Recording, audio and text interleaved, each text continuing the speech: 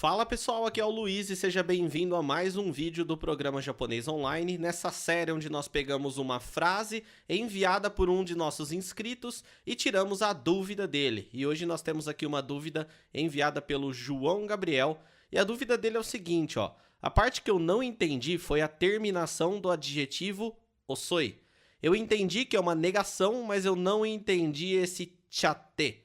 Muito bom a pergunta do João Gabriel, porque ele trouxe uma frase e ele foi específico em dizer qual parte ele não entendeu. E com isso a gente consegue montar um vídeo bem esclarecedor que vai ajudar tanto ele quanto os outros inscritos aqui que podem aprender com as dúvidas que foram enviadas. Então, começando, a frase que o João Gabriel trouxe é a seguinte: Tadaima, gomen ne, osoku nachatte.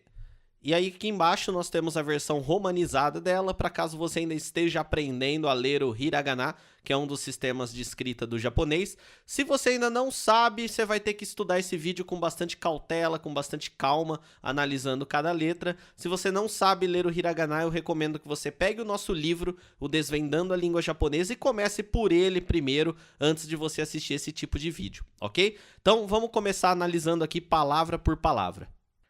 Nós temos primeiramente aqui a palavra tadaima, que é um cumprimento do japonês utilizado ao chegar em casa. É tipo um estou aqui, estou de volta. É basicamente usado quando a pessoa acaba de chegar em casa, ela saiu, voltou. Assim que ela entra, ela fala isso para as pessoas da casa.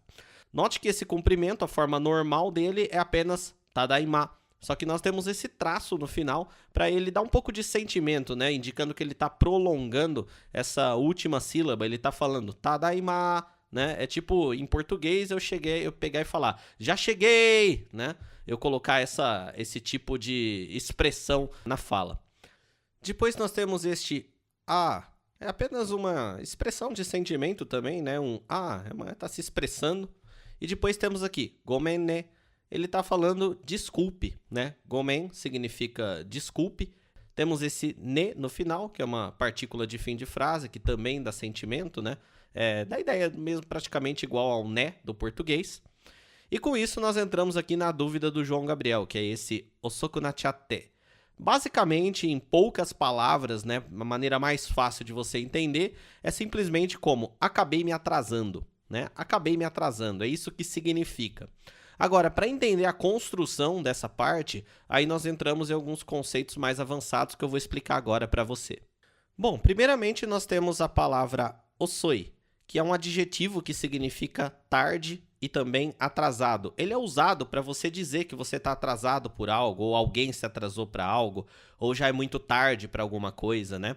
Então, quando você está atrasado, osoi, né? É o que caracteriza o ato de você estar atrasado. Por isso que atrasado pode ser interpretado como um dos significados desse adjetivo. Existe uma estrutura no japonês que é muito importante você aprender porque aparece em muitas ocasiões, que é você unir um adjetivo com o verbo naru. O verbo naru significa tornar-se, né? Passar a ser alguma coisa.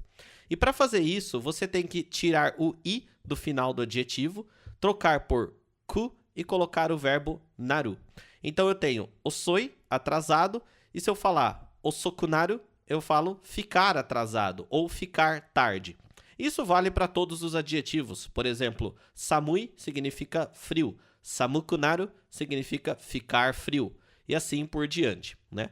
Então essa é a primeira parte dessa expressão aqui, que foi a dúvida do João. Ele está aqui, ó, osoku nachatte. Eu vou explicar o que é esse nachatte, mas está embutido nisso o osokunaru, ok? Que é ficar atrasado.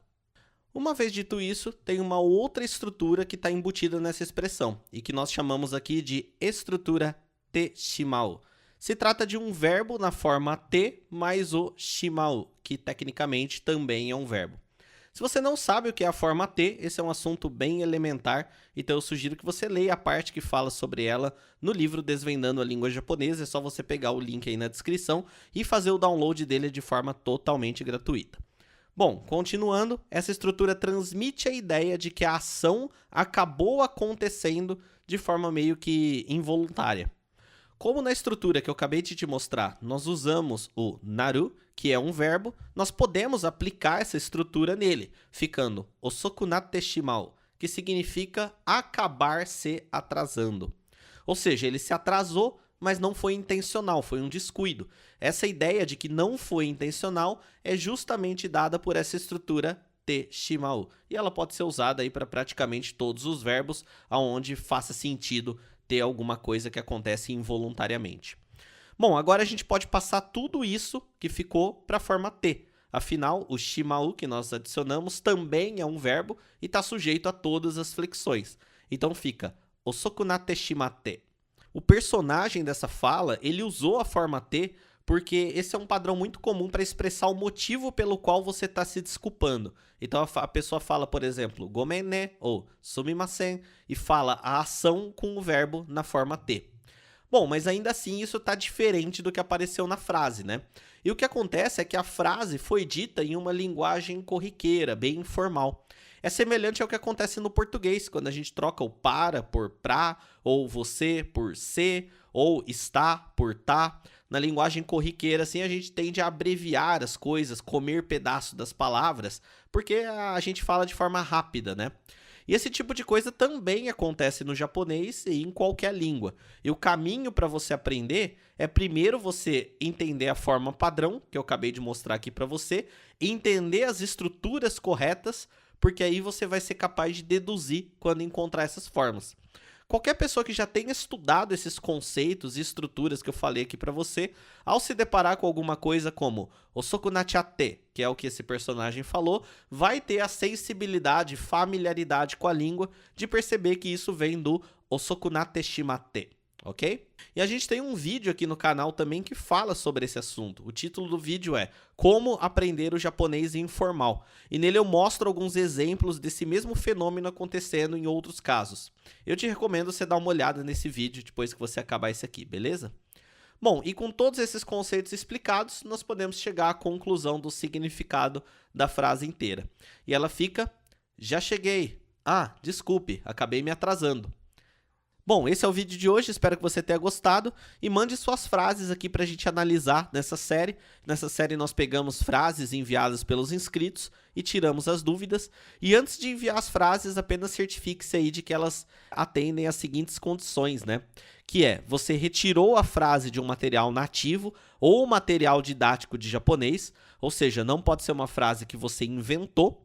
Você tem certeza que a frase está escrita corretamente, ou seja, não é uma frase que você ouviu, mas sim uma frase que você leu. Você pode até ter escutado ela, mas tem que ter ela escrita também em algum lugar para a gente ter certeza que ela está escrita corretamente. Você especifica qual que é a parte que você não entendeu e, de preferência, você fala no comentário de onde você tirou a frase, né? Qual que é a origem dela. E assim a gente consegue fazer um vídeo matador para você que acaba com todas as dúvidas. Bom, se inscreve aí no canal e eu vejo você no próximo vídeo.